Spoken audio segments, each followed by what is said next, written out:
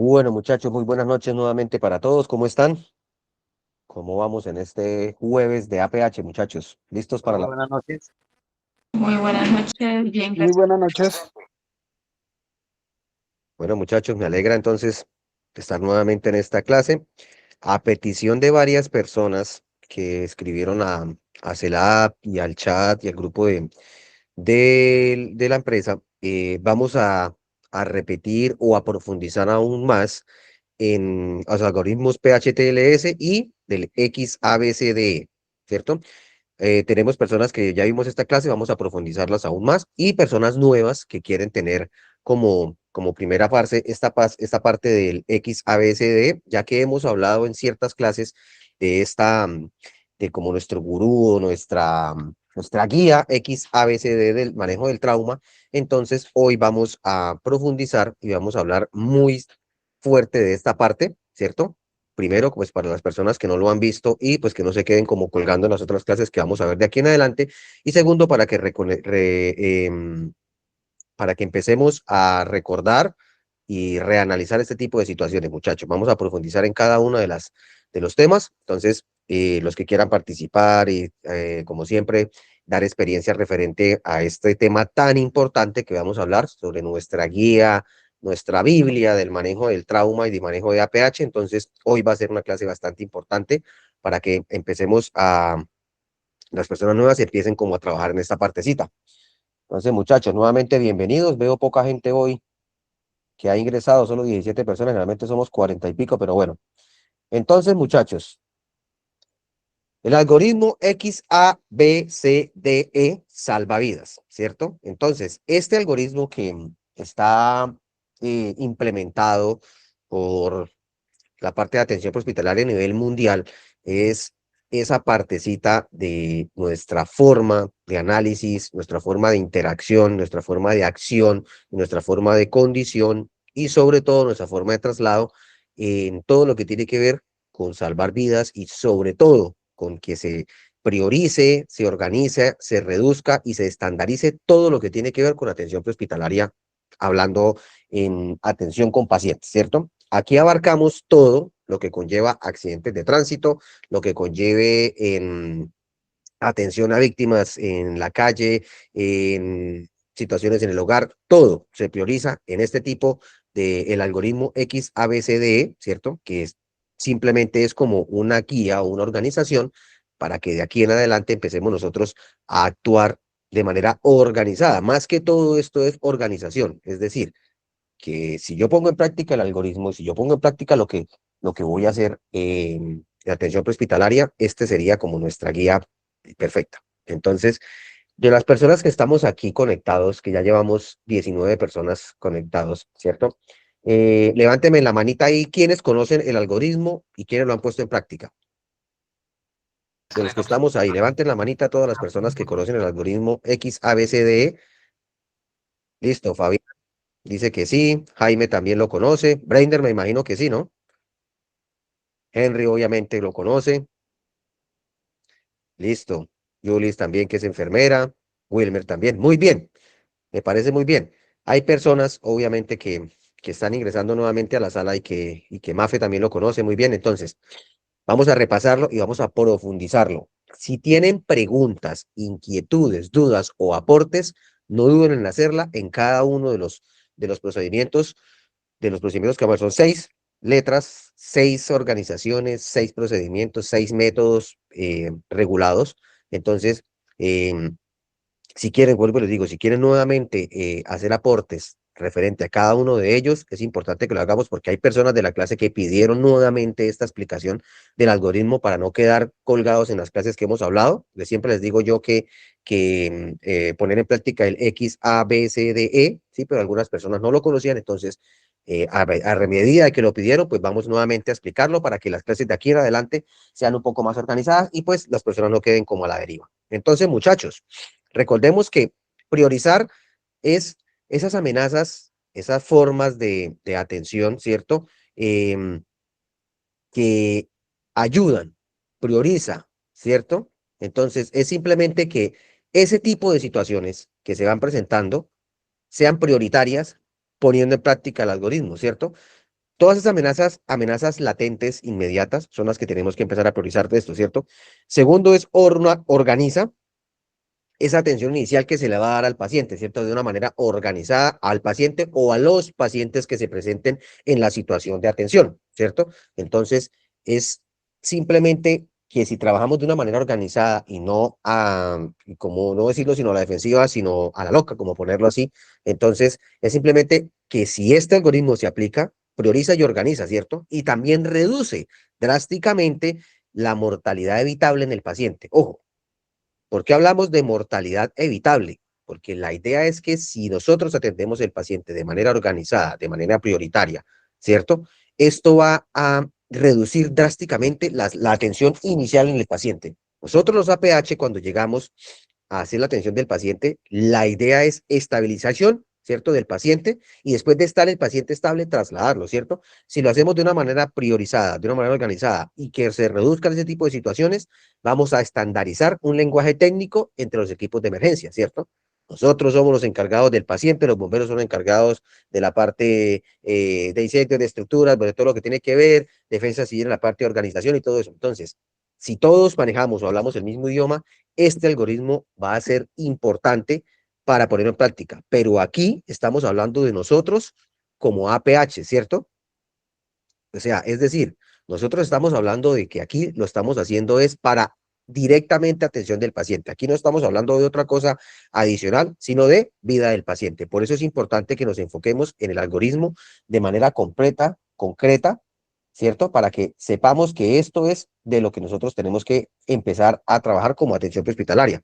Entonces, los objetivos de esta intervención es simplemente comprender, ¿cierto? La jerarquía y la lógica del algoritmo, identificar amenazas de muerte inminente, porque recuerden que en la atención prehospitalaria es cuestión de segundos, ¿cierto? Y aplicar ese algoritmo directamente en el paciente, ¿cierto? Quiero que por lo menos Breiner, Julis, Harold,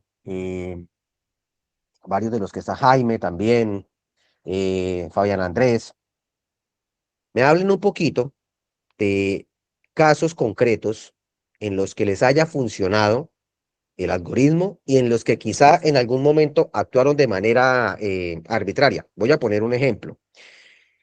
Cuando yo inicié en esta vida de la atención prehospitalaria, yo primero fui auxiliar de enfermería, después fui enfermero y después fui APH. Empecé a trabajar en una empresa de ambulancias, ¿cierto? En una empresa de traslado de pacientes críticos, sobre todo neonatales, y un día nos enfrentamos a una situación de un accidente de tránsito múltiple, ¿cierto? Yo no conocía mucho la parte de atención hospitalaria, pues les cuento que fue antes de ser APH. Entonces, uno tiene el conocimiento de la atención, pero no la organización, ¿cierto? Entonces, uno llega a la atención del accidente, o llegamos en ese momento a la atención del accidente, era un accidente múltiple, y uno trata de, por lógica, de priorizar ciertas cosas, pero créanme que aplicando, si yo hubiese en ese momento tenido un poco más de conocimiento referente a la aplicación del algoritmo, eh, quizá ciertas personas hubiesen tenido una mejor atención, ¿cierto? O quizá esas personas que atendimos ese día, dos de ellas no hubiesen tenido el desfortunio de haber muerto, porque nosotros priorizamos la atención en el traslado, más no en la estabilización en el momento. Lo otro que no organizamos en ese momento fue esa prioridad que le teníamos que dar a cierto tipo de situaciones por no analizar, ¿cierto? La cinemática del trauma, que es lo que es analizar todo lo que tiene que ver con análisis. Entonces, ¿por qué les pregunto? Les hago la pregunta a ustedes, muchachos, los que ya tienen la experiencia, porque es importante darnos cuenta de que a veces decimos, es que ese algoritmo es carreta, es que esas 5 letras, esas 6 letras es carreta. No, muchachos, créanme que si nosotros aplicamos lo tenemos en mente y lo utilizamos y lo llevamos a la práctica, este tipo de situaciones, como les comento yo que antes de conocerlo quizá no éramos muy organizados en esa parte o no había como una organización directa o no estábamos tan enfocados en la parte de atención prehospitalaria, sino en la atención, enfocada más en la atención directa, hubiese salvado muchas vidas. Entonces, les pregunto yo, muchachos, antes de empezar a explicar uno por uno, si esto de comprender, identificar y aplicar, ustedes en algún momento lo han hecho, lo han aplicado, y en qué casos sí y en qué casos no. Si alguien quiere participar o comentarnos, pues los escuchamos, muchachos. Breiner, Profe, buenas noches. permiso para hablar. Ya le doy paso, Henry. Alzó la mano primero, Breiner. Ya le doy paso. Buenas noches, profe y compañeros, ¿cómo están? Bien, Reiner, Sí, cuénteme. señor, como su merced dice, el seguir ese lineamiento a nosotros o a mí me ha funcionado muchas veces, ¿sí? Aunque Ujú. algunas veces uno realmente no puede hacer nada por la persona o por el herido, pero uno puede como solventar la necesidad o calmar a las personas. Claro. Eh, en mi caso, pues yo he trabajado en varios accidentes de tránsito. En una gran parte, pues las personas fallecen porque el golpe que ellos traen o las hematomas que generan son muy graves, ¿sí? Ujú. Eh, Traumas craneoencefálicos, sí, muchos traumas diferentes. Entonces, pues uno por más que quiera abordar y aplicar el conocimiento que uno tiene, no puede hacer nada porque pues en temas, digamos que de un trauma craneoencefálico severo que son los golpes de motociclistas, ¿sí? Ujú. Que cuando son accidentes en tránsito en vehículos son atrapamientos del cuerpo completo, como uno que me pasó a mí ya hace unos meses, de una muchacha muy joven quedó atrapada, entonces pues a raíz de eso convulsionó y le dio un infarto. No se puede hacer nada porque pues en mi caso la intenté sacar, pero al intentar sacarla lo que hice fue rasguñarle con la tonería del vehículo, entonces pues preferí dejarla quieta y pues en este caso uno como conocedor sabe cuando una persona tiene o no tiene salvación, ¿sí? Sí. Aunque uno siempre le va a decir a la familia, a los amigos, a eso, no, si se puede hacer algo, mantengamos la calma, pero uno en el fondo sabe que no hay nada que hacer y ese fue uno de los casos. Entonces, pues Ok, si uno sigue los lineamientos, uno sí puede hacer algo por la persona, pero realmente si ya el accidente es muy grave, no, no hay nada que hacer, por más listo. conocimiento que uno tenga. Exactamente, Reiner. Muchas gracias. Buena apreciación. Henry, buenas noches. Profe, buenas noches. Un cordial saludo para usted y todos los compañeros. Pues Gracias. yo tengo bastante experiencia con todo el protocolo del XABCDE, que antes, Ujú. unos años antes, 4 o 5 libros antes era ABCDE, ¿no? Sí, señor. Con todo lo de tiradores activos, todo el terrorismo que se activó en Estados Unidos, se generó la X como prioridad y ahí viene pues el entrenar a todos los componentes en el control de hemorragias independiente de que sean personal médico o no, usando pues equipos especiales como los torniquetes, entre otros. De todas maneras, profe, yo tengo bastante experiencia. A mí me parece que el trabajar con el XABCD le da a uno una forma ordenada. Incluso cuando estamos en equipo, nosotros trabajamos, el líder empieza, por decir algo, Henry, tome la X, Pepito, tome la A, Salcedo, tome la B, y a cada uno se le asigna una letra, ¿no? Porque no es cuando hay el suficiente equipo y el suficiente trabajo, uno puede trabajar las letras paralelamente, ¿no? Exacto. Entendiendo que el XABCDE viene de esa manera porque son las amenazas a la vida en corto tiempo que uno puede controlar. Si bien hay cosas que uno no puede controlar en el ambiente prehospitalario, sí las puede detectar rápidamente y transportar al paciente de forma adecuada al lugar adecuado. Eh, Incluso de la misma NAEM hay un curso que se llama AMLS, que es para paciente médico, y en ese paciente médico la NAEM lo aborda de la misma manera, XABCDE, donde X buscan hemorragias que no fueron causadas por trauma, pero digamos hemorragias severas por una eh, úlcera en el estómago, una hemorragia que no para en tantas horas en la nariz, etcétera. Entonces, uno aprende a abordar el XABCD y eso le da a uno una rapidez para abordar al paciente o para hacer un triaje, ¿no? Porque uno Exacto. hace una evaluación rápida y uno dice, bueno, una hemorragia la puedo controlar aquí. De hecho, mire que dentro de los protocolos del TCC, de lo de que tiene que ver con el trauma en guerra, en alguna parte le dicen a uno que lo único que puede hacer máximo es poner un torniquete. Entonces, uno lleva un análisis concienzudo y a mí me parece que, de hecho, entrenando a personal que no es médico, también da muy buen resultado porque la gente entiende las letras y entiende las prioridades. Esa es la Exactamente. experiencia que yo he tenido, señor instructor. Gracias. Muchas gracias, Henry. Vea que son dos casos en puntos de vista diferentes, como dice Breiner, cuando no hay nada que hacer, pues definitivamente no. Y Henry que lo ha aplicado, perdón, en diferentes situaciones y que funciona. Henry tocó un tema también muy importante que ya es el XABDE, pero en parte médica hospitalario, en paciente hospitalario, y ese ya se le damos un enfoque diferente porque ya va enfocado directamente a personal entrenado que puede utilizar algún tipo de medicamentos o de medios invasivos, pero eso ya es otro tema aparte. Pero también es muy bueno que ustedes de pronto tengan algún tipo de conocimiento en el NAEM, que es nuestra guía para este tipo de situaciones, está también ese tipo de instrucción. Pero si lo vamos a enfocar a atención prehospitalaria, recordemos muchachos que nosotros no podemos hacer medios invasivos en el paciente sin ningún tipo de tratamiento, pero sí podemos, como decía Henry, aplicarlo de manera directa en el paciente y sobre todo, para empezar a controlar ese tipo de situaciones que nosotros como APHs podemos identificar, podemos ayudar y sobre todo estabilizar, porque son muchas cosas que nosotros Buenas como APH noches, podemos qué hacer. pena la hora, es que no tengo casi internet, está fallando. Buenas noches, Karina, no te preocupes, apenas vamos a iniciar con la explicación del XABCD.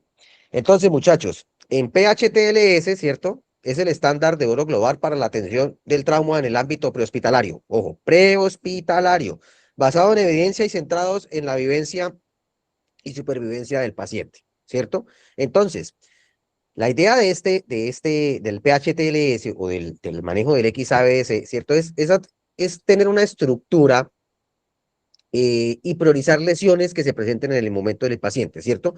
Es decir, esas lesiones que ayudan a que se disminuya el riesgo inminente de muerte. Es una intervención temprana también, o sea, es priorizar esa intervención, ¿cierto? Y que la intervención y la ejecución de las maniobras ayuden a la estabilización y posterior traslado del paciente. Y también algoritmo también es una constante reevaluación dinámica. Lo que ya apliqué, lo vuelvo a aplicar, lo vuelvo a reevaluar, porque siempre la atención prehospitalaria y el APH es el que tiene que estar pendiente del paciente. No es que simplemente estabilicé a mi paciente y listo, ya, el duro, el ducho, de aquí para allá vamos entonces a chatear en el teléfono y dejamos el paciente porque es que yo lo estabilicé. Recordemos, muchachos, que cualquier paciente supuestamente estable, que yo ya estabilicé, que yo ya embalé, que yo ya inmovilicé o que yo ya controlé en cuestión de hemorragias o cualquier tipo de cosas, en cualquier momento, si yo no estoy haciendo la cinemática, yo no estoy evaluando y reevaluando constantemente, ese paciente se me puede complicar. Entonces, esto es muy importante que siempre tengamos presente la reevaluación de todo lo que tiene que ver con este tipo de situaciones. Entonces, aquí en la diapositiva nos faltó la X, es X, A, B, C, D, E, ¿cierto? Entonces, son esos principios de evaluación primaria que yo tengo que tener en cuenta para abordar mi paciente. Si hablamos del X, A, B, C, D, E, ¿cierto? Es llevar una secuencia, una continuidad y un enfoque, ¿cierto?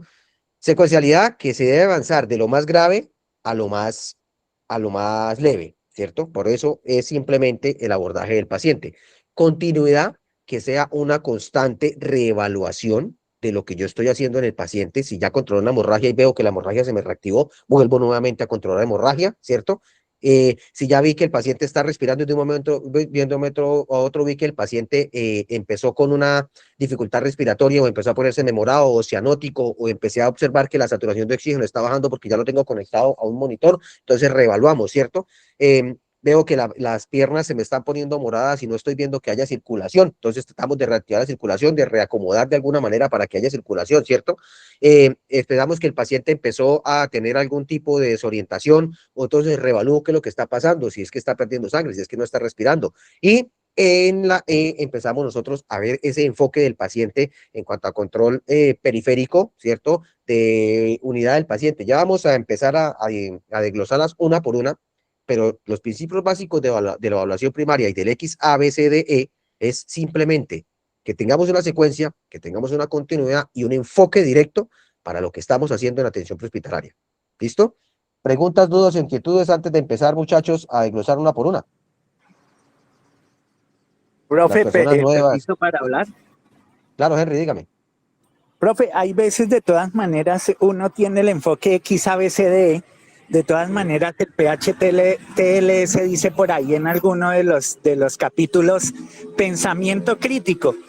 Si usted ve que el problema no está en XABCDE porque ve un paciente que se mueve, tose, habla, respira, que no tiene hemorragias evidentes, pero que está desorientado, pues usted ya va viendo que el problema está en D. Entonces, de pronto es importante no amarrarse. El XABCD es una recomendación para abordar el paciente, pero no es un amarre. En algunos casos uno irá, digamos, a la letra E. Por decir algo, me encuentro un abuelito en trauma que no tiene aparentemente ninguna lesión, pero que está entrando en hipotermia porque está inmerso en agua o porque la ropa está mojada, pues eso está en la letra E, pero de una yo voy a tomar las acciones de la letra E antes de que sea tardía la acción. Gracias, profe, qué pena. Exactamente, Henry tiene toda la razón. La guía que nosotros, o que trato que ustedes entiendan en este caso, del XABCDE, es el análisis del paciente, pero acuérdense que también hay algo que se llama cinemática del trauma. ¿Y qué es eso? Que el APH analiza la situación, llega a la situación y observa lo que tiene que ver y lo que conlleva, ¿cierto? El XADB es la guía, pero yo puedo inmediatamente evidenciar que el paciente no tiene ninguna hemorragia, tiene simplemente, como dice R, está hipotérmico porque está tirado en una calle en Bogotá y cayó en un charco y el paciente está consciente, alerta y orientado, pero está con hipotermia. Entonces, inmediatamente acudo a ese paciente. O tiene una fractura que no está expuesta, no tiene ninguna hemorragia, entonces alineamos y inmediatamente procedemos. Entonces, es simplemente que entendamos cada una de las letras, pero que nosotros las apliquemos y las abordemos de manera en la necesidad del paciente. Y muchas gracias, Henry, por la observación, porque es muy cierto lo que él dice. Es simplemente identificar, ¿cierto?, el tipo de situación e inmediatamente actuar. Muy bien, entonces, cuando hablamos de la X, ¿cierto?, que fue lo que se priorizó, como hizo Henry, que se empezó a estandarizar a raíz de muchas situaciones que se estaban presentando, ¿cierto?, es que la X es una prioridad absoluta inmediata al control y sangrado masivo, ¿cierto? Encontramos una situación de accidente de tránsito en el cual hay sangre, ¿cierto? Lo primero y la prioridad en este momento es parar el sangrado. Recordemos, muchachos, que la pérdida de sangre, ¿cierto?, ocasiona el shock, ¿cierto? Y el shock ocasiona paros cardiorrespiratorios, falta de oxigenación en el cerebro, funciones periféricas, funciones internas. Entonces, por eso la X es prioridad absoluta en cuanto al control de hemorragias, ¿cierto? Entonces, es una identificación inmediata, localizar los sangrados activos que amanezcan o que prioricen en el paciente, ¿cierto? Siempre, primera medida, presión directa. Y aquí quiero que abramos un pequeño paréntesis en control de hemorragias, ya que estamos hablando de la X. Muchachos, he visto muchas situaciones en las que el control de una hemorragia, ¿cierto?, es uso del torniquete. Y recordemos, muchachos, recordemos que el torniquete es el último recurso en control de hemorragias. ¿Por qué? Porque la presión directa siempre va a ser nuestra primera manera de control de hemorragias, ¿cierto? Somos APHs y tenemos gasas, apósitos, vendajes, o tenemos en nuestros equipos, acá no estamos hablando con personal Lego, con personal entrenado, sino con personal entrenado. Entonces, presión directa siempre. Recordemos también que existe ese control directo o empaquetamiento de la herida, ¿cierto? Que cuando tenemos una herida abierta con unas proporciones muy grandes y identificamos una hemorragia arterial, tenemos que hacer empaquetamiento de la herida. Y recuerden que el empaquetamiento de la herida es introducir dentro de la herida ese apósito, esa gasa estéril o ese no sé, vendaje directo en la herida y hacer presión directa. Recordemos que la presión directa se debe hacer con fuerza, ¿cierto? Y inconscientemente o conscientemente de lo que le puede causar al paciente dolor, ¿cierto? Pero en ese momento el control de hemorragia es directo. ¿Por qué hago aclaración de esto?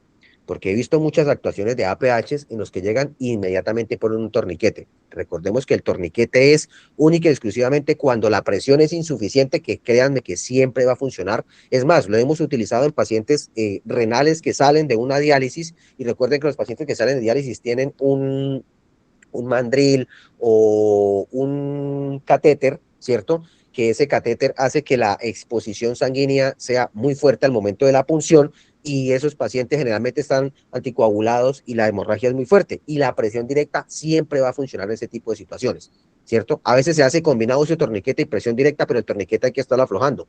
¿Por qué enfatizo mucho en el uso del torniquete, muchachos? Porque recordemos que al momento de accionar un torniquete y ajustarlo, si no hay circulación en el resto del miembro, sea inferior o superior, o en la parte en la que se ponga, va a haber una falta de torrente sanguíneo, y ese torrente sanguíneo va a derivar después en muerte del pedazo de pierna, del pedazo de brazo, del pedazo de extremidad que se va a aplicado, ¿cierto? Entonces, son errores que ya no deben cometerse, pero es importante que los tengamos en cuenta. Siempre la presión directa y el empaquetamiento de la herida va a ayudar a que la presión, a que la hemorragia pare. Recordemos los 3 tipos de hemorragia que hay también, muchachos. Capilar, que es cuando hay laceraciones superficiales y la hemorragia es producida por algunos vasitos capilares, ¿cierto? Que también la hemorragia capilar se presenta en la nariz cuando hay epistaxis, pero que el sangrado es muy fuerte por los vasos sanguíneos que hay en la nariz.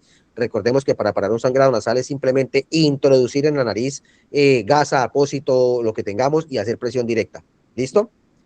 Está el sangrado venoso, que es el que más común se encuentra, que es un sangrado a goteo, ¿cierto? No es un sangrado en una perfusión muy alta, ¿cierto? Un sangrado venoso, pero que también puede contribuir a una pérdida bastante grande de sangre. Y está el sangrado arterial, que recordemos que la sangre arterial es roja brillante y siempre va a salir a presión. Yo sé que esto es hablar por hablar en muchos aspectos para personas conocidas, pero de pronto hay personas que no tienen el conocimiento de este tipo, y es importante que lo tengamos muy en cuenta y lo recordemos. Capilar, venoso y arterial. Grave, grave un sangrado arterial. ¿Alguien me puede decir, ahí escribe en el chat, cuántos litros de sangre tenemos en el cuerpo, muchachos? Generalmente, en una persona adulta, ¿cuántos litros de sangre tiene el cuerpo? Entre 5 y 6. Muy bien, Jaime, entre 5 y 6. Ahora, si tenemos una hemorragia arterial, muchachos, ¿cuánta sangre pierde un paciente sin atención de control de esa hemorragia y muere? Si tenemos de 5 a 6 litros. ¿Quién me puede decir? Profe, pues dependiendo, si es una arteria o una vena central, en un minuto puede haber perdido media volemia, o sea, 3 litros o más. En el caso de una femoral, en el caso de las arterias que pasan por el cuello o cerca al corazón, ¿no? Uno puede, o cuando se cizalla el hígado también, o en un taponamiento cardíaco. Cuando hay ruptura de vaso también pasa lo mismo. Uno por ahí un minuto ya tiene uno desocupada la víctima. Demian dice, después de 500 centímetros cúbicos la vida está en peligro. Claro que sí, cualquier tipo de pérdida de sangre que pase los 500 centímetros cúbicos, o sea, el litro de sangre, está en pérdida. Pero no me han respondido a la pregunta, ¿cuánta sangre pierde una persona de 5 a 6 litros? Y podemos decir que ya es imposible o es muy poco probable que la persona tenga algún tipo de salvamento por exsanguinación. Si tenemos de 5 a 6 litros, ¿cuánta sangre creen ustedes que la persona pierde? Y ya es muy difícil poderla controlar. Ojo, estamos hablando de una pérdida de sangre sin reposición de fluidos, ni siquiera líquidos endovenosos. Estamos hablando de que yo observo una persona y en cuánta sangre pierde la persona para morir. Lo que dice Henry es cierto. Tocando el 50%, profe, entre el 40 y el 50% es ya un choque irreversible de pérdida de sangre. Bueno, muchachos, les cuento. Actualmente, si hablamos de pérdida de vida de un paciente, con 1.75 litros, ya las probabilidades de que esa persona viva es muy complicado, ¿cierto? Ojo, estamos hablando sin una reposición hidroelectrolítica, ¿cierto? Entonces, ¿por qué es tan importante el control de sangrados masivos externos? Porque si una persona tiene 5 litros y pierde 1.75, el riesgo de muerte es muy alto. Por eso el control de hemorragia siempre va a ser prioritario en este tipo de situaciones, muchachos. Entonces es importante. Y gracias, Henry, gracias, Jaime, por el aporte y Demian también. Entonces, recordemos, muchachos, que siempre, em, el control de hemorragias va prioritario. Residente, buenas noches, lo escuchamos.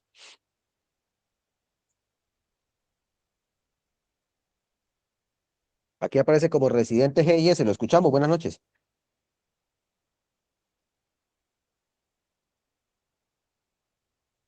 Bueno, no nos escuchó. Entonces, muchachos, por eso el control de hemorragias, vuelvo y repito, y la E va como prioridad en este tipo de situaciones. Harold Pérez, buenas noches, lo escuchamos. Profe, usted me dice entonces que si yo tengo el paciente y pierde esa cantidad de 1.7 litros, llego a atenderlo y le introduzco, le suministro líquidos, ya no sirve introducirle líquido como. No. Es lo que hablamos aquí es que en cuanto a pérdida o exsanguinación de un paciente, ¿cierto? En este momento, 1.75 litros, ya hay un riesgo de muerte muy alto, ¿cierto? Nosotros como APHs, ¿sí? Y si vamos a hacer reposición hidroelectrolítica, hay que canalizar el paciente y pasar líquidos, ayuda mucho. No quiere decir que esta parte vaya a ser directa para salvar la vida del paciente. Nosotros podemos hacer reposición hidroelectrolítica si vemos ese tipo de situaciones y lo máximo que podemos pasar son 500 centímetros cúbicos, ¿sí? Eso lo podemos hacer nosotros como APH sin pasar ningún tipo de medicamento, solo por reposición hidroelectrolítica. Al punto al que yo quería llegar y que ustedes entendieran es que la hemorragia arterial o una hemorragia venosa de grueso calibre, como decía Henry, eh, por la alta pérdida de sangre, el riesgo de shock es muy alto, ¿cierto? Entonces, la prioridad en ese momento, independientemente de la situación que el paciente presente, es control de hemorragia directo, ¿cierto? Siempre control de hemorragia directo, el control de hemorragia directo debe hacerse de manera con presión, ¿cierto? Ya como último recurso, cuando tenemos una amputación de miembro inferior o miembro superior, ya el torniquete va a pasar a ser parte de nuestro entorno, o cuando ya definitivamente la hemorragia es muy profunda, ¿cierto? Y no podemos, en la aplicación de torniquete en miembros superiores e inferiores va a ayudar muchísimo a eso, pero recordemos que tenemos que estar aflojando el torniquete para que haya circulación y no vaya a morir el miembro, muchachos. Entonces, hemorragias exsanguinantes, importantísimo y como primera medida en la situación de atención de hemorragias. Aquí en el chat nos escribe Brainer, también se debe tener en cuenta que el equipamiento de la herida, el empaquetamiento de la herida no se puede hacer en todas las zonas del cuerpo. Claro que sí. Muy bien, Brainer. Empaquetamiento de la herida, obviamente, en zonas de no riesgo de afectación orgánica. Estamos hablando de extremidades superiores e inferiores, que es lo más común cuando hay fracturas, ¿cierto? Y hay fracturas abiertas y esa fractura produce la abertura de una arteria o de una vena principal. ¿Qué evidenciamos? Obviamente, si vamos a hacer presión en zonas blandas del cuerpo en las que podemos afectar circulación o en la parte de circulación carótida o carotidia cuando hacemos la presión directa y esa presión afecta la circulación de oxígeno al cerebro, tampoco es importante tener muy en cuenta esto. Acá estamos hablando es control de hemorragias en zonas en las que tenemos acceso directo y que simplemente la pérdida de sangre puede causar que el paciente pierda la vida drásticamente. Muchas gracias, Bene, por la apreciación. Listo, muchachos. Listos con la X. Ahora vamos Profe, con la A. Cuéntenos. yo tengo entendido, pues hace poco tuve una capacitación y nos decía un médico que el torniquete no se debe soltar después de que se instaló, porque si no Riesgo de pierde coágulo. Exacto. Y que tiene que uno llenar la hora exacta y el día. Muy bien. Y lo máximo que puede estar es, pues él nos da las recomendaciones que como estamos en ciudad, no hay uno encuentra lugares, hospitales muy cercanos, no utilizarlo. Muy bien, Jaime. Exacto. Importantísimo tener en cuenta, y para terminar ya el uso del torniquete, muchachos. Yo puedo hacerlo combinado. ¿Qué es hacer un torniquete combinado? Si yo pongo un torniquete y este torniquete lleva más de 12 minutos puesto y yo no voy a soltar, el riesgo que hay de que se vaya un coágulo es muy alto, ¿cierto? Entonces es importante tener en cuenta. Por eso yo siempre voy a recomendar, como última medida, el uso del torniquete. Como dice Jaime, es cierto. Si estamos en una situación en una ciudad en la que el acceso a una clínica lleguemos rápido, pues ese uso del torniquete, sacarlo de nuestro parámetro, ¿cierto? Pero es importante tenerlo muy en cuenta. Ariosto, buenas noches, lo escuchamos.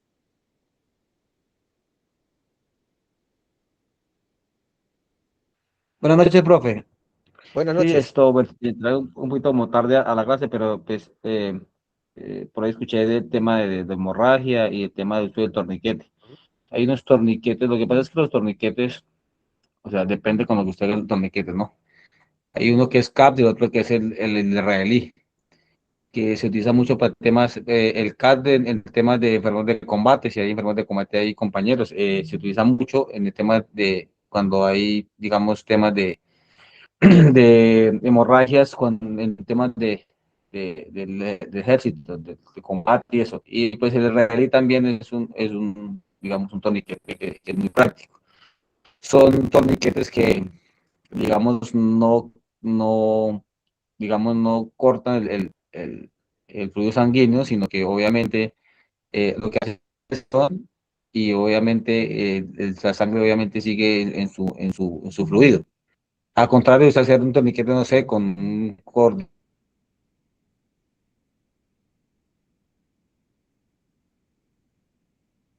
No,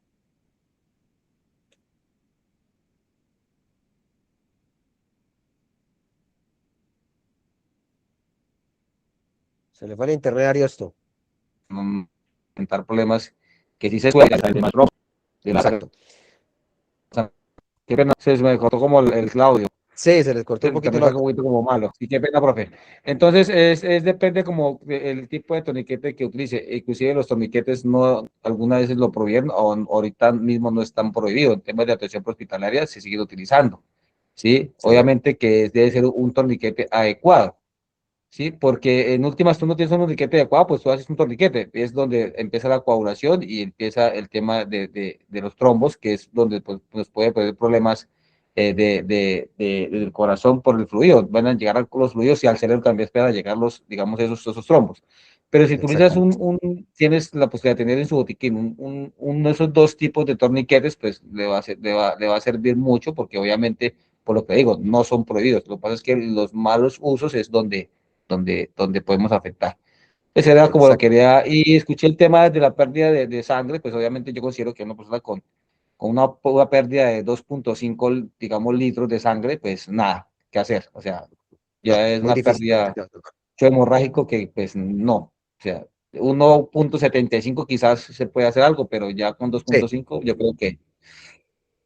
que nada. Entonces eso era como mi aporte, profe, gracias. Muchas gracias, Ariosto. Sí, para eso tiene razón. Recordemos que pues no podemos calcular, ¿cierto? Nosotros no tenemos un cálculo matemático para decir, uy, ya botó 1.5 litros, 1.7, no. Pero sí la cantidad en cuanto a aproximación, podemos determinar que es una pérdida de sangre bastante abrupta. Lo que dice Ariel, esto es muy cierto también. El mal uso del torniquete o la mala aplicación del torniquete, siempre la posición del torniquete debe hacerse, si vamos a utilizarlo, proximal, ¿cierto? A la herida y no al corazón para evitar el tipo de los coágulos que es. Por eso es importante. Los dos que dice el israelí y el militar que dice Ariosto, pues son torniquetes que son costositos y posiblemente esos torniquetes muy pocos APH los vamos a tener o a manejar, ¿cierto? Los conozco, pero difícilmente los van a tener. Los torniquetes comunes, esos son los que con los que uno hace presión generalmente o los improvisados que tenemos. Por eso, muchachos, siempre en APH les digo, no es que no los utilicemos, lo podemos utilizar, pero siempre, y estoy seguro que la presión directa va a ser el método de barrera contra esas hemorragias y lo que más debemos utilizar en ese tipo de acciones. Me hacía... Por ejemplo, en temas de defensa, siempre lo corto ahí. Por ejemplo, sí, lo que tú dices, es muy probable que no lo tenga uno, pero por ejemplo, nosotros en Defensa Civil Colombiana o sea, hemos dado por comprarlos, o sea, son un poquito, digamos, Sí, caros, porque puede valer 250, 300.000 fácil un torniquete CAP de americano. sí, Pero lo americano. hemos adoptado por tenerlo porque mira que eso facilita. ¿Qué es el tema? Que tú colocas un torniquete, trasladas a un paciente a una ambulancia, se va y se pierde. O sea, normalmente es como cuando tú dices una fécula espinal larga, una camilla, que lo embalas y lo llevas y después es un problema que perdió. O sea, eso suele pasar. Pero pues hemos dado como por tenerlos porque en caso de una emergencia obviamente digamos que sirve de mucho. O sea, es un Sí, tema pero pues como tú dices, el tema de todo mundo no puede tener, digamos, o sea, llegar a tener un eso porque pues es bastante caro y pues obviamente para que se le pierda a uno en un tema de atención hospitalaria, que tú traes un paciente y se perdió, pues digamos que tampoco sería exactamente. justo, pero sí. Listo, listo. Muchachos, me hacía la pregunta María Fernanda por el chat en caso de control de hemorragia interna. Muchachos, recuerden que las hemorragias internas son muy, digamos que viciosas en el caso de la atención. Las hemorragias internas simplemente es observación, ¿cierto? Pues no podemos parar una hemorragia interna, nosotros no podemos hacer pues, una hemorragia interna, pero sí podemos observar en los signos vitales del paciente, en la parte física del paciente como tal y obviamente priorizar el traslado de ese paciente porque una hemorragia interna es muy difícil controlarla, es muy difícil localizarla y sobre todo es muy difícil controlarla. Importantísimo que si observamos que el paciente tiene una exacerbación de la parte del edema o observamos que el paciente empezó a vomitar sangre o a hacer deposición con sangre, es un paciente que necesita un traslado de manera prioritaria e inmediata, para que lo tengamos muy en cuenta. Angie, buenas noches, te escuchamos. Hola, profe, buenas noches. Yo tengo una pregunta. Dime. Cuando o sea, digamos, la hemorragia pasa digamos, yo vivo ahorita en Zipaquirá, Cundinamarca. Las veredas acá son lejanas. Sí. Cuando es lejos el punto de atención, ¿cómo controlar la hemorragia de la manera como más segura? ¿También esa presión o se puede usar un torniquete? Siempre, siempre como primera medida, Angie, presión directa en la hemorragia, presión directa en la herida.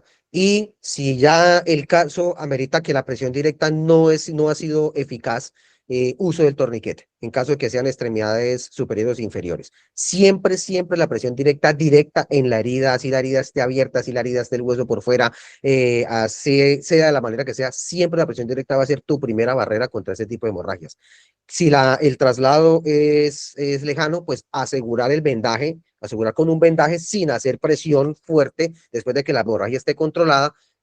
Haces presión directa, controlas, empaquetas y aseguras esa hemorragia de manera en la que la extremidad no tenga tanto movimiento para que no se reactive la hemorragia. Es importante, por eso, después de controlar la hemorragia, y ya vamos para allá, después de que controlo la hemorragia, hago completa alineamiento o completa embalaje de ese paciente para que esa hemorragia se me contenga con el embalaje que yo le realice. Pero siempre les voy a recomendar, muchachos, como dice Ariel, estoy muy cierto, si tengo el torniquete lo uso, ¿cierto? En el caso en el que lo necesite, pero siempre, muchachos, la presión directa va a ser el medio de barrera para nosotros como APH, control de hemorragias. Bueno, muchachos, pasamos a la segunda parte, que es la A, vía aérea y control cervical. ¿Cierto? Ya verificamos que el paciente, le controlamos la hemorragia al paciente, pasamos a la segunda parte que es vía aérea y control cervical. ¿Qué es vía aérea? Asegurar que el paciente tenga una permeabilidad completa en la respiración, es decir, por eso el collar cervical es muy importante tenerlo y utilizarlo para este tipo de situaciones. Recuerden que nosotros los APH tenemos que asumir que cualquier accidente de tránsito siempre va a haber un comprometimiento en lesión cervical o en lesión de columna porque nosotros no tenemos rayos X en las manos, ¿cierto? Para determinarlo. Y recuerden que las lesiones de columna se pueden presentar con el movimiento del paciente. Por eso es importante siempre la vía aérea y control cervical del paciente es muy importante. Si voy a tener ayuda, siempre que la persona identifique que el paciente no tiene hemorragias, pero el paciente está inconsciente, asumimos que el paciente inconsciente siempre va a tener una situación de condición cervical o de condición de columna. Por eso las maniobras manuales son muy importantes en momento de atención prehospitalaria, muchachos. Situaciones de atención prehospitalaria en la que simplemente llegamos y movemos el paciente como un muñeco. Ojo, muchachos, nosotros somos APH y vamos a controlar este tipo de situaciones para que las maniobras que se realicen para manejo de la cabeza del paciente y trauma del paciente sean coordinadas, ¿cierto? Entonces, el que se casa con la cabeza se casa simplemente para que el movimiento que se realice en bloque al momento de voltear el paciente de la posición en la que esté y la utilización de collar cervical sea importante tenerlo muy en cuenta. Y sobre todo la permeabilidad de la vía aérea que es vía aérea, que el paciente esté respirando de manera adecuada. Si el paciente está en esta posición, con el cuello pegado, la vía aérea está cerrada y no hay una permeabilidad y no va a haber una respiración constante, ¿cierto? Si el paciente tiene en su boca, si es un paciente adulto mayor y el paciente veo que está algo obstruido, que algo lo está obstruyendo, simplemente verifico y retiro esa parte para que la vía aérea esté permeable. Es muy importante, muchachos, en el control de la vía aérea y control cervical, que utilicemos nuestros equipos. ¿Cuáles equipos? tabla espinal corta en el caso que haya que hacer una estricación vehicular y siempre utilizar el collar cervical. Demos porcentuado, muchachos, que en todo accidente de tránsito en el cual haya un golpe, por lo que hablamos de la cinemática del trauma, cuando el trauma sea lateral, frontal, trasero, siempre va a haber algún tipo de afectación, generalmente de la parte cervical. No importa que coloquemos el collar y llegamos a la clínica y le quiten el collar al paciente. Yo fui precavido y movilicé a ese paciente y utilicé mi collar para que el paciente fuera permeable con la vía aérea, ¿cierto? Y sobre todo para que el collar tenga un alineamiento y evitemos algún tipo de lesión a futuro o lesión producida por el movimiento del paciente. Muchachos, vía aérea siempre va a tener, control cervical siempre debe tener prioridad por el hecho del movimiento del paciente y que los movimientos deben hacerse de manera controlada. Fabián, lo escuchamos, buenas noches. Profe, buenas noches. De pronto aquí una notica ahí que se me viene ahorita a la mente. En algún momento nosotros tuvimos que atender un paciente, un accidente en motocicleta, Sí. pero el señor no se puso el casco porque se despeinaba. Sí. Entonces, cuando nosotros llegamos a atenderlo, él tenía fractura de mandíbula. Nosotros no pudimos colocar cervical, lo que utilizamos fue inmovilizador de cabeza. Entonces, esa vez nos sucedió esa cosita. Bueno, voy a darle paso a Ariosto y ya te respondo esa pregunta. Dime, Ariosto. Bueno, profe, hablando de los inmovilizadores cervicales, sabemos que inmovilizadores cervicales existen varios, ¿no? Tenemos unos que Sí, son Filadelfia, que son digamos, son frágiles y otros que son rígidos.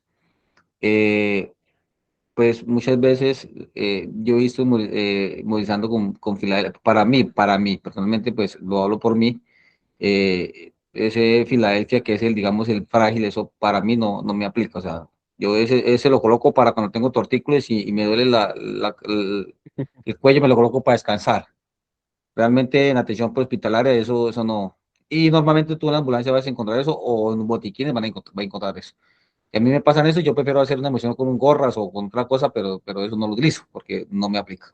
bueno, Hay inmovilizadores rígidos que de marca los Ambu y hay otros que regulables. otra marca que son graduables, que tú los puedes Ok, graduar al cuello. Y, y yo me he dado cuenta que enfermeros, sociedades de enfermería colocando un inmovilizador y no saben colocar un inmovilizador cervical.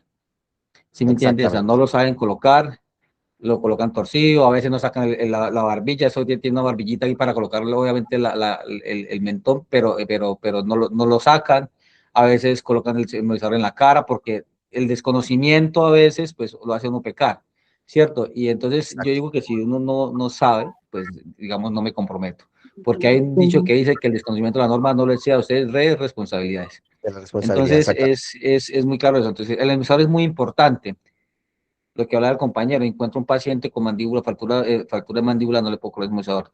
Los inmovilizadores normalmente, yo qué práctica hago cuando un paciente me lo encuentro inconsciente, normalmente lo inmovilizo sí o sí, desde Siempre. utilizando una férula espina larga y utilizando un inmovilizador cervical.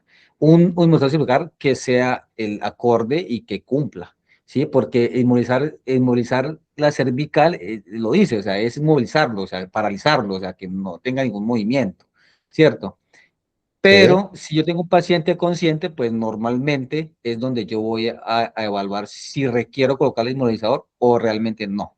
Porque si yo llego exactamente. con un paciente y le digo, ¿qué fue lo que pasó? No, es que yo estaba acá y me desmayé, o me dio un mareo y me caí, pues yo digo, bueno, cierto, puede ser que se pegó en la cabeza, pero pues quizás la persona le hago una evaluación inicial, le digo, mira, muévame las manos, muévame los pies, se puede sentar, no, si lo puedo hacer, pues no necesito colocarle un neutralizador.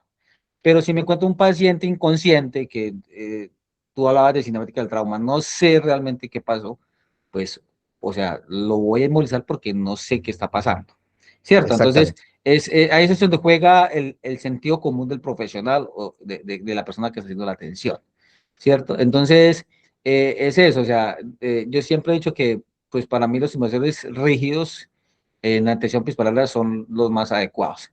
Esos de Filadelfia, Exacto. como le digo, lo coloco cuando tengo humedad torticolis con dolor en el cuello, me lo coloco como para descansar. Entonces, es eso, Listo. profe. Muchas veces pasa eso y encuentran muchos profesionales de la salud, muchos auxiliares de enfermería perdone, pues estamos haciendo, pues, obviamente, Ujú. prepararnos para eso, pero encuentra uno muchas cosas y muchos errores en esos temas. Sí, Entonces, no saben colocar no saben usar en una camilla, no saben colocar un arnés de fijación, ¿sí? Entonces, o sea, son todas esas cositas que son prácticas, que son básicas, pero que nosotros como profesionales tenemos que, digamos, demostrar esa fortaleza y darle como esa confianza a la persona, al paciente más que todo, y obviamente al público que lo está observando. Eso, profe, es exactamente, lo que Ariel. le quería aportar. Muchas gracias. Sí, Ariosto tiene razón.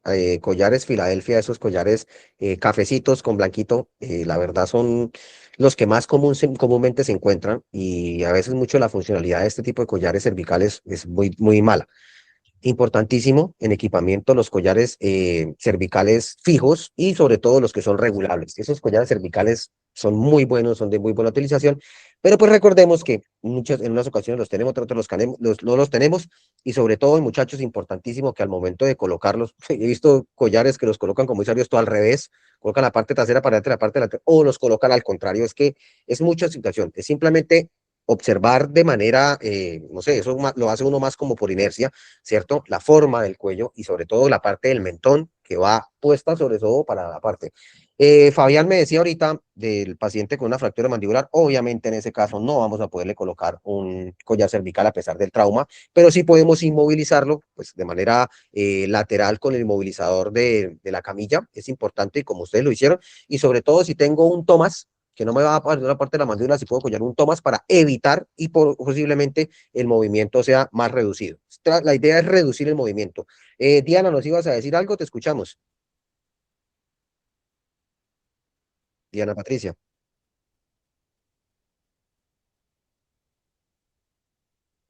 Bueno, ya levantado. Jaime, ¿nos ibas a decir algo?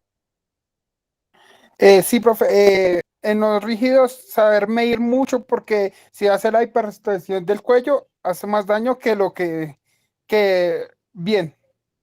Entonces Exactamente. tenemos que saber muy bien la medida. Por eso a veces es mejor el Filadelfia, pero a veces si sabes manejar bien el rígido, pues bien, y si no, no lo toques porque hacer hipertensión haces más daño. Muy bien, la hiperextensión del cuello es muy importante tenerla en cuenta para que la hiperextensión no vaya a ser también un tipo de lesión. Por eso la medición del collar es importante tenerla muy en cuenta. Generalmente para los adultos y para los niños el collar es diferente, ¿no? No le voy a colocar un collar adulto a un niño porque obviamente no me va a dar la capacidad del cuello, pero sí es importante tener en cuenta que la hiperextensión también hace algún tipo de daño. Simplemente mantener vía aérea abierta, tampoco de una manera hiperextendida por el tipo de lesión, pero sí es muy importante el aporte de Jaime. Bueno, muchachos, pasamos un poquito ya para que avancemos, que nos va a coger el tiempo. Ventilación y respiración en la parte de la B. Importantísimo, si tenemos una vía aérea permeable, ¿cierto? Entonces la respiración del paciente, por ende, va a empezar a mejorar, ¿cierto? Pero en la ambulancia, en la atención hospitalaria de ambulancia, ¿nosotros podemos poner oxígeno? Sí podemos poner oxígeno al paciente. Si nosotros observamos que el paciente está con una dificultad respiratoria marcada y veo que la saturación de oxígeno está por debajo de los 94, 93, 92, 91, ¿suplo oxígeno con cánula nasal? Claro que sí, muchachos. Nuestra arma secreta para la ventilación de pacientes, la máscara no de reinhalación, importante, ¿la puedo utilizar? Claro que sí, muchachos. La máscara no de reinhalación, que es esa mascarita que tiene la bolsita por la parte de abajo, ¿la puedo utilizar? Claro que sí, muchachos, la podemos utilizar. La suplencia de oxígeno en el paciente, cuando la saturación de oxígeno está por debajo del campo, es muy importante tenerla. Si yo tengo oxígeno en mi ambulancia y la coloco, ¿lo puedo colocar? Claro que sí, muchachos. Y es muy importante porque esto me va a ayudar a la recuperación del paciente. También tenemos que tener en cuenta en la observación del paciente la frecuencia y la calidad de la respiración. Si el paciente está haciendo la hiperextensión y contracción del pecho, es importante. La simetría torácica también es muy importante tener en cuenta al momento de ventilación y respirar del paciente. Si la ventilación del paciente no es la adecuada, ¿cierto? La posición en la que el paciente esté o el tipo de lesión que haya tenido el paciente es importante tenerlo en cuenta para que este tipo de situaciones nos ayuden a priorizar la atención de ese paciente. Evaluar y verificar saturación de oxígeno, respiración del paciente en el tercer paso es muy importante. Pero muchachos, recuerden que en la reevaluación esto es muy importante tenerlo en cuenta. Si yo cuento con el pulsoxímetro, con el monitor de signos vitales y tengo mi paciente conectado, estar pendiente de la saturación no es porque 90%, no, 90%, 98%, 97%, siempre estar pendiente en la reevaluación de esto y sobre todo que la frecuencia y la calidad de esa respiración del paciente es muy importante también tenerlo en cuenta. Si el paciente se hipoventila, o se hiperventila, también es importante calmarlo para que la respiración sea más lenta y no rápida, porque esto va a ayudar a que el paciente tenga un choque inmediatamente por hiperventilación, ¿cierto? O el paciente empieza a presentar esas contracturas musculares por hiperventilación. En muchos de los casos, la hiperventilación es manifestada o es vista por muchas personas como una urgencia o una emergencia, y la verdad es que esa hiperventilación no se considera siempre y cuando el paciente no tenga un estado de shock, ¿cierto? La bolsita de papel y la respiración lenta ayudan mucho a controlar a un paciente, y es muy importante que nosotros como APH lo tengamos en cuenta. Si vemos un paciente hiperventilado, enseñémosle a respirar. Nosotros respiramos con él de manera lenta y progresiva, y esto va a ayudar mucho en la hiperventilación de un paciente, muchachos, sobre todo en la parte de atención prehospitalaria. Se van a encontrar mucho con estos casos de hiperventilación, y es muy importante identificarlos y sobre todo enseñarle al paciente cómo respirar de manera calmada y ordenada. No es decirle, oiga, respira lento, no, es enseñarle al paciente a medida de que usted va empezando a hacer el ejercicio con él, y el paciente va inmediatamente a bajar los niveles de respiración. Entonces, muchachos, como ven, ventilación, ya vimos exsanguinaciones con X, vía aérea, ahora vimos ventilación y respiración. Importante el control de la saturación de oxígeno, de la frecuencia y la calidad de la respiración, y sobre todo de la simetría torácica. ¿Listo? Pasamos a C, circulación y control de shock. Muchachos, aquí entra en parte mucho lo que ya vimos anteriormente, ¿cierto? Evaluamos la calidad y frecuencia y del pulso. Recordemos que si no tenemos los pulsoxímetros, lo podemos hacer por medio del tacto, ¿no? Nosotros ya sabemos cómo tomar pulsos en los diferentes partes del cuerpo donde podemos tomar el pulso, ¿cierto? Y sabemos contarlo. Acuérdense que ya no se cuentan los 15×4, ¿no, muchachos? Eso ya no sé, es tomar el pulso de manera adecuada en un minuto, cuántas pulsaciones tiene el corazón, si tenemos el tiempo de hacerlo. Si tenemos que identificar si el paciente tiene o no tiene pulso, no lo vamos a poner a contar, ¿cierto? Pero si vamos a hablar de una frecuencia cardíaca, y si no tenemos el pulsoxímetro del monitor, podemos tomar esa frecuencia haciendo la palpación por un minuto y identificando qué frecuencia cardíaca tiene el paciente, ¿cierto? Ese del 15×4 ya no funciona, porque el pulso puede ser variativo. Entonces, esto no nos va a servir, ¿cierto? Entonces, evaluamos calidad y frecuencia de la regularidad del pulso, color y temperatura y humedad de la piel. Importante el color, la temperatura, el llenado capilar también es muy importante en cuanto a evaluación de circulación. Si tenemos un paciente con una hemorragia en miembro inferior derecho, controlamos la hemorragia, pero vemos que la perfusión en el dedito es muy lenta, quiere decir que no le está llegando la suficiente sangre a ese miembro inferior, y que el riesgo de pérdida o el riesgo de coagulación o el riesgo de falta de oxigenación es muy alto, ¿cierto? Control, pues identificar y controlar hemorragias masivas, lo que estamos hablando ahorita, ¿cierto? Vendajes compresivos y empaquetamientos. Los empaquetamientos de la herida es muy importante, muchachos. Siempre el empaquetamiento y presión va a funcionar en control de hemorragias, y pues ya habíamos hablado del torniquete, ahorita lo especificamos y lo hablamos. Es simplemente el control, ¿cierto? Estabilización de fracturas pélvicas y del fémur, importantísimo. Recordemos que el fémur es un hueso largo que generalmente cuando se fractura lesiona vasos sanguíneos, arterias o venas, y que esta fractura de fémur es muy importante que tenga un control al momento de la inmovilización y el alineamiento de esta fractura, muchachos. Entonces, ese es importante, la estabilización y el control, ¿cierto? Y sobre todo en esta T de circulación, la prevención, lo que hablábamos ahorita. Si el paciente tiene ropa húmeda o contaminada, se la retiramos.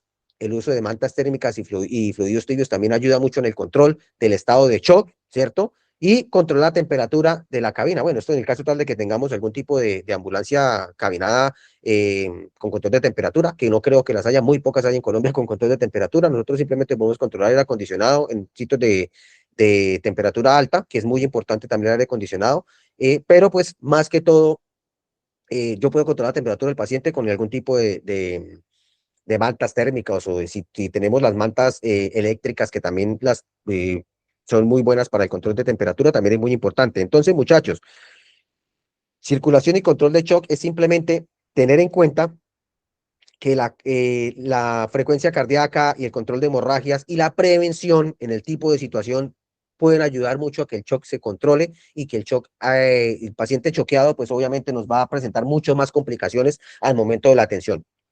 Esto, vuelvo y repito, el XABCDE es una guía, ¿cierto? Que tenemos que aprendernos, que tenemos que tener en cuenta, pero igual como decía Henry, esta guía es que yo la voy a poner en práctica dependiendo de la situación que me voy a encontrar, ¿cierto? Henry lo dijo muy claro. No es que yo simplemente voy a empezar, ¿tiene hemorragias? Vamos a ver si es que tiene hemorragia. No, simplemente yo evalúo, como hablábamos ahorita de la cinemática de trauma, evalúo rápidamente y actúo basado en lo que ya estoy aprendiendo ahorita, muchachos, para que lo tengamos muy en cuenta al momento de que lo vayamos a aplicar en cualquier tipo de situación.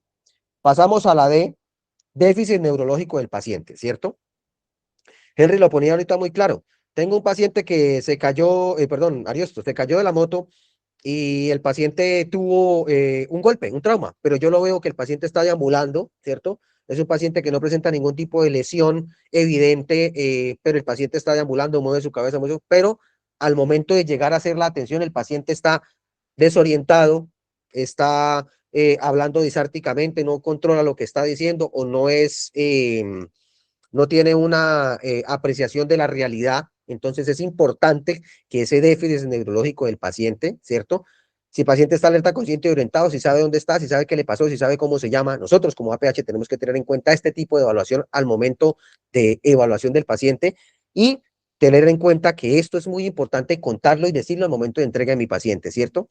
La respuesta pupilar, muchachos, muchas veces pasamos por alto la respuesta pupilar de un paciente y yo puedo poner la lucecita del paciente y ver si las pupilas están completamente plenas, si están pequeñitas, si están anisocóricas, ¿cierto? Si una está grande y la otra está pequeñita, si están midriáticas o filiáticas, que son pupilas que están reactivas, palpitantes. Esto es importante tenerlo muy en cuenta al momento de la evaluación y análisis de un paciente. La respuesta pupilar cumple un papel muy importante en el déficit neurológico teórico de un paciente, ¿cierto? Yo llevo un paciente que está inconsciente y al momento de voltear el paciente respira, tiene signos vitales, pero las pupilas están plenas, puede estar pasando algo neurológico o simplemente una pequeña y una grande, hay algún deterioro neurológico importante, estabilización de ese paciente, alineamiento cervical, inmovilización total y traslado inmediatamente a este paciente porque el riesgo de trauma craneoencefálico es muy alto y esto conlleva a que la atención prioritaria de ese paciente o la rapidez con la que yo trate de estabilizar y trasladar a este paciente va a marcar diferencia entre vida o muerte de este paciente. El déficit motor, cuando pierden, encontramos pacientes con pérdida motora o con pérdida de la función en cuanto al habla, en cuanto al movimiento de extremidades superiores e inferiores o lateralización, es importante siempre tenerlo en cuenta. Estos son signos de alerta al momento de evaluar un déficit neurológico de un paciente y sobre todo al momento de dar este tipo de diagnósticos al momento de entrega del paciente. Todo lo que ustedes vean en un paciente, cuéntenlo. El vómito muchas veces puede ser causal del trauma, si es un trauma de tórax, un trauma de abdomen, o también puede tener un deterioro, una causal por un deterioro neurológico. Si un paciente deambulando, un paciente que después de un accidente está deambulando, después de un golpe en la cabeza deambula y el paciente empieza a presentar vómito y no tiene ningún trauma abdominal, ningún trauma torácico, hay algún tipo de situación que le está causando, le está iniciando ese vómito, muchachos. Generalmente las personas que sufren accidentes cerebrovasculares o USBs tienden a vomitar también. Importantísimo, recuerden, en el déficit neurológico, si encontramos pacientes con deterioro neurológico por posible ACV, el periodo de ventana que es de 4 horas, muchachos, que muchas veces lo olvidamos, y la atención prioritaria en esas 4 horas a ese paciente va a ayudar en muchísimo en la recuperación o no recuperación del paciente.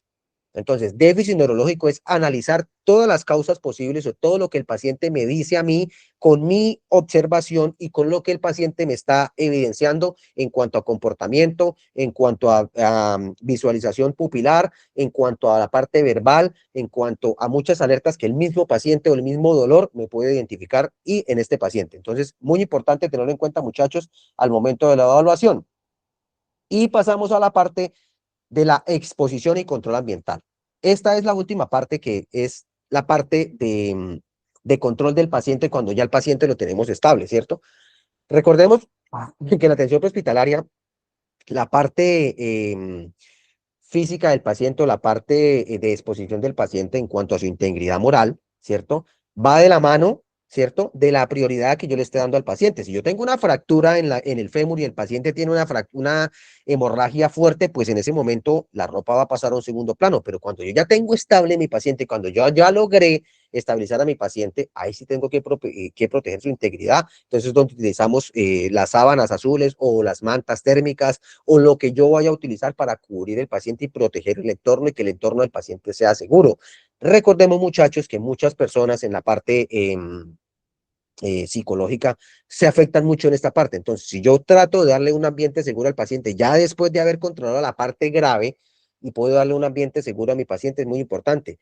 He visto situaciones en las que atención prehospitalaria la llevan a hacer la atención del paciente dentro de la ambulancia con las puertas abiertas. Muchachos, después de que yo introduzca a mi paciente en mi ambulancia, cierro puertas y hago mi procedimiento a puerta cerrada, ¿cierto? Algo muy importante que hay que tener en cuenta es que el carreteo del paciente inicia cuando yo tengo mi paciente lo más estable posible.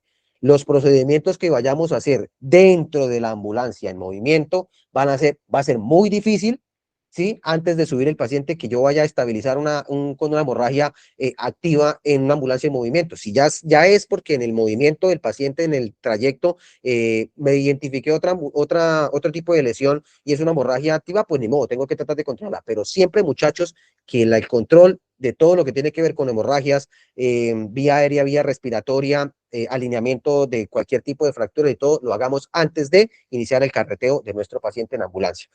Protección térmica, muchachos, la hipotermia es un estado avanzado o una situación avanzada de choque del paciente. Siempre piensen en que la pérdida de sangre produce hipotermia, la baja de azúcar produce hipotermia, los climas en climas fríos produce hipotermia. No quiere decir que si un paciente estamos en la costa y el paciente tuvo una caída a mediodía, no le puede dar hipotermia. Claro que le puede dar hipotermia a un paciente. Siempre hay que pensar en el paciente. La temperatura, el control de temperatura marca una diferencia muy grande en el tipo de situaciones.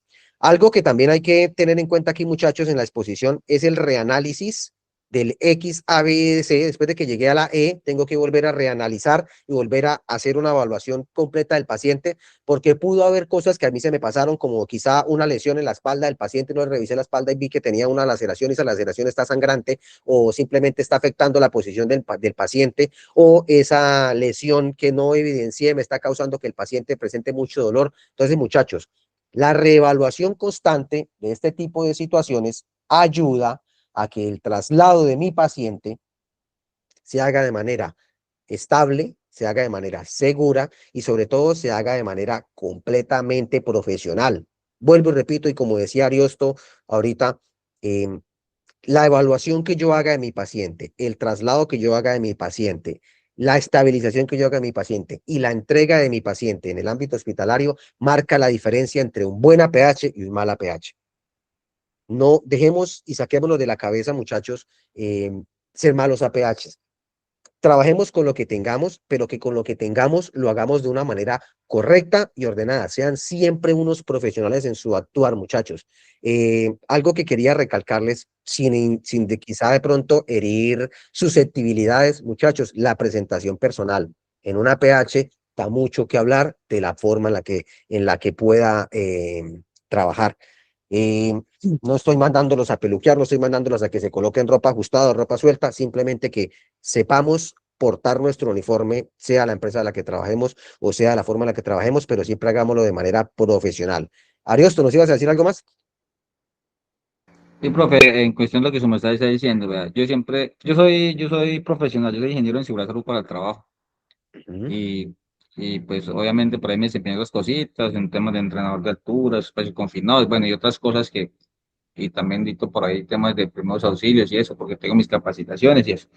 Ajá. Pero yo tengo como digamos un lema personal, yo siempre he dicho que en nuestras carreras, digamos en temas de seguridad salud en el trabajo y temas de enfermería, uno encuentra de todo. Entonces, tú encuentras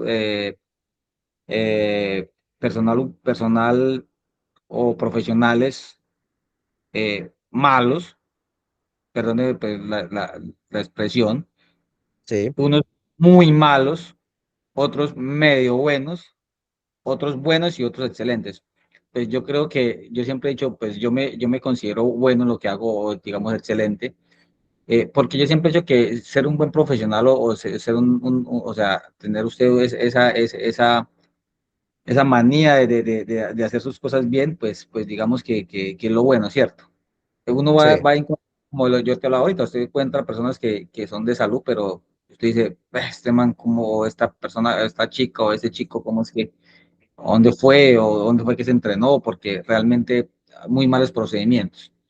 Entonces uno de esto uno encuentra de todo, ¿sí me entienden? Malos, buenos, muy buenos, y pues uno como profesional, yo siempre tiene que estar en los buenos, hacer los buenos procedimientos y hacer las Exactamente. buenas manías para que obviamente usted como profesional quede bien. Indiscutiblemente que haya malos, sí, pero es que fulano mal lo hizo así, bueno, pues él lo puede hacer como él quiera, pero uno como profesional, pues adáptese y encarrílese en lo que realmente pide un protocolo y hagamos las cosas bien, porque más en el tema de enfermería, que es el tema de salvar vidas. Estamos Exacto, salvando, de hecho, o sea, uno tiene mentalidad, pues yo lo pienso así, que el tema de salud puede pasar muchas cosas, pero digamos el enfoque es salvar una vida. Sí, digamos que indispensablemente de lo que sea la empresa, la ambulancia, la mejor empresa, pero indispensablemente donde tú estés prestando tu servicio, en un voluntariado, en lo que sea, enfóquese de que si le gusta esto, es el objetivo principal, es salvar vidas, independientemente del documento, de la papelería, del informe, lo que toque entregar.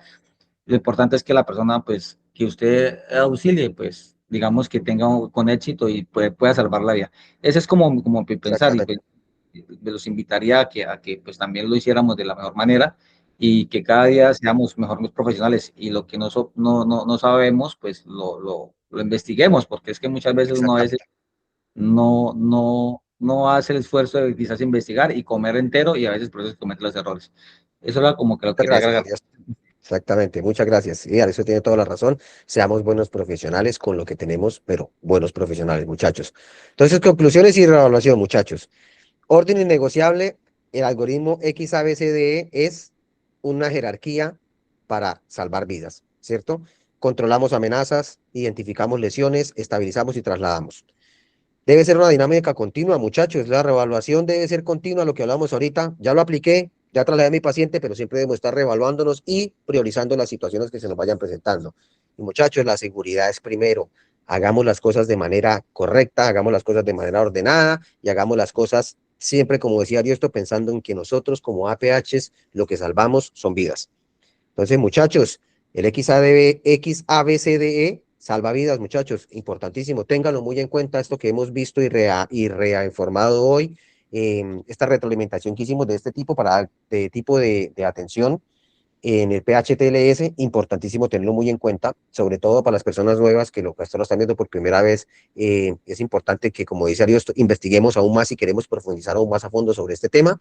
Recuerden que la clase quedó grabada, el material siempre va a estar disponible para ustedes, muchachos. Ustedes lo pueden pedir directamente a la empresa para que les sea entregado todo el material y cualquier cosita o duda que tengan, tengan en cuenta que nosotros siempre vamos a estar dispuestos para solucionarlos. Entonces, muchachos, esta fue la clase del día de hoy. Muchísimas gracias por la atención, por los aportes de cada uno de ustedes. Siempre es un placer para todos ustedes poder contar primero para mí contar con ustedes y segundo que ustedes cuenten con nosotros como docentes, muchachos. Nos vemos entonces el próximo Profesor, martes en la antes que cierre, por próxima clase. favor, discúlpeme. Por favor, ¿nos podía Eduardo, compartir la clase de hoy, que está muy buena y esa hay que volver a repetir? claro, Libardo, esa clase la puedes pedir directamente y directamente con el celular la pides y la grabación te la pueden pasar completica. Y las Listo, sí. diapositivas también las pueden pedir, ellas se las pasan completamente las partes de las diapositivas. Y la información también, si quieren profundizarla, con muchísimo gusto nosotros lo podemos hacer. Entonces, muchachos, buenas noches para todos. Que pasen una feliz noche y un buen fin de semana. Igualmente, profesor.